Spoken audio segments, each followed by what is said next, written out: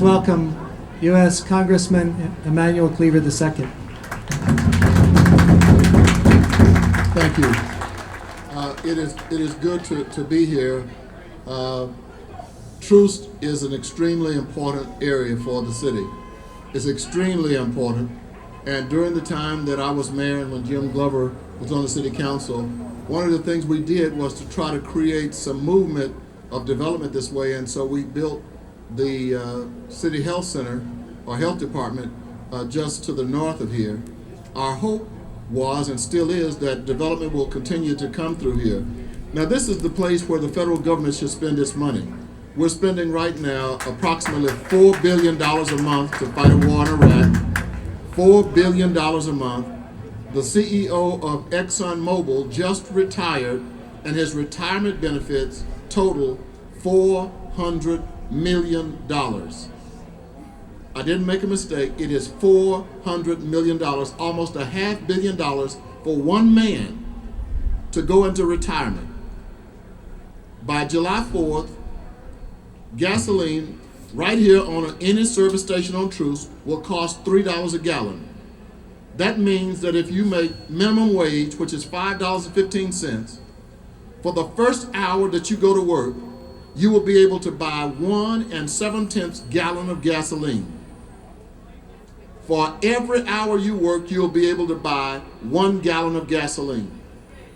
Now, at a time like this, when the federal government has an annual budget of $2.37 trillion, most of the money is going to Iraq, most of the money is going to tax benefits for the oil companies, most of the money is going, about $65 billion is going to the top 1% of the richest people in the country.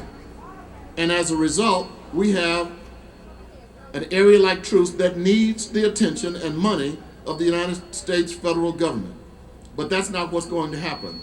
We're giving money everywhere except home. We're borrowing money in order to fight the war. We have borrowed right now $167 billion from China. $167 billion from China.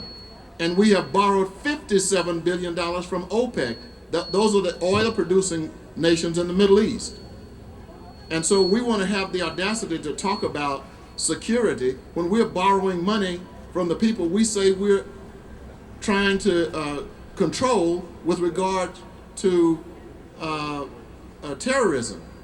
And so those of you who are here on Troost trying to help the continuation of its rebuilding, then you need to understand that what you do is far more important than what the federal government can do. The federal government is missing in action. And this Troost Street should live again. It has historically stood, at least since the 1960s, as the divide, the racial divide. Blacks on one side, whites on one side. But I remember the glory days when that was J.C. Penney's. I remember stores all up and down this street, restaurants all up and down this street. Montgomery Ward, right on this other corner. This was a major street in Kansas City. And it was named after a man by the name of Benoist Troost. And at least if you name something after somebody, you ought to continue to try to keep it alive. And we've not been able to do it. The federal government, the Department of Housing and Urban Development, ought to be pouring money into places like Troost all around the country, rebuilding our own nation. We're not even rebuilding our own nation. We're rebuilding other nations. We bomb a nation into oblivion. We just bomb it into oblivion, and then we come back and put money in it that should be coming to the United States trying to rebuild that country.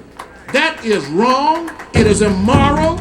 It is not in the tradition of the United States of America. And I hope that the people of this country, and we can start right here on Troost, saying we've had enough. We have had enough, because it's not going to stop. 2,447 Americans have died. Somewhere in the neighborhood of 37,000 Iraqis who are human beings, who belong to the same God, they are dead.